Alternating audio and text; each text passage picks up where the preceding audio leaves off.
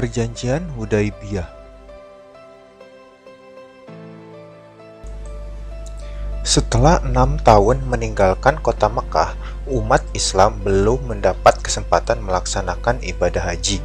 Nabi Muhammad SAW menyadari keinginan para pengikutnya, namun kaum kafir Quraisy masih menolak umat Islam masuk ke Mekah. Walaupun demikian, kaum kafir Quraisy merasa khawatir akan tekad umat Islam memasuki Mekah. Akhirnya kedua belah pihak sepakat untuk menyusun naskah perjanjian yang dikenal sebagai Perjanjian Hudaibiyah. Isi perjanjian tersebut adalah kedua belah pihak sepakat mengadakan gencatan senjata selama 10 tahun. Setiap orang diberi kebebasan bergabung dan mengadakan perjanjian dengan Muhammad atau dengan kaum kafir Quraisy. Setiap orang Quraisy yang menyeberang kepada Muhammad tanpa seizin walinya harus dikembalikan. Sedangkan pengikut Muhammad bergabung dengan Quraisy tidak dikembalikan. Pada tahun ini, Muhammad harus kembali ke Madinah. Pada tahun berikutnya, mereka diizinkan menjalankan ibadah haji dengan syarat menetap selama 3 hari di Mekah dan tanpa membawa senjata.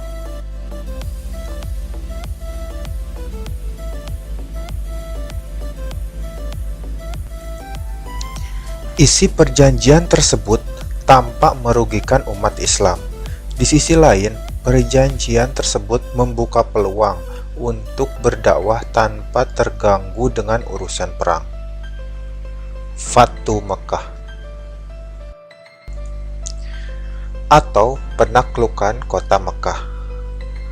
Suku Bani Bakar dibantu oleh kaum kafir Quraisy menyerang dan membantai Bani Khuza'ah yang telah menyatakan bergabung dengan umat Islam di Madinah.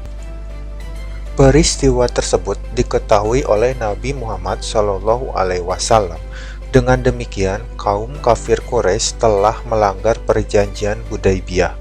Kemudian, kaum kafir Quraisy menyatakan pembatalan perjanjian Hudaibiyah. Akibatnya, Nabi Muhammad SAW menyiapkan pasukan terbesarnya sepanjang sejarah. Nabi berangkat ke Mekah bersama 10.000 pasukan untuk menyerang Mekah. Tentu Nabi hanya menakut-nakuti kaum kafir Quraisy karena tidak mau kota Mekah dikotori dengan peperangan. Kemudian Abu Sufyan bin Harb datang menemui Nabi Muhammad SAW dan menyatakan keislamannya. Setelah itu, Nabi memberikan kepercayaan kepada Abu Sufyan sebagai perantara kaum Quraisy. Nabi memberikan keamanan bagi Abu Sufyan dan keluarganya dengan menyarankan bahwa orang yang masuk ke rumah Abu Sufyan akan selamat, orang yang masuk masjid akan selamat, dan orang yang menutup pintu rumahnya rapat-rapat akan selamat. Tepat pada tanggal 1 Januari 630 Masehi, kota Mekah dapat dikuasai Nabi Muhammad SAW dan umat Islam. Nabi Muhammad SAW langsung menuju Ka'bah dan tawaf.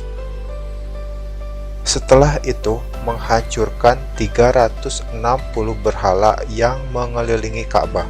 Sejak saat itu, masyarakat Mekah berbondong-bondong masuk Islam.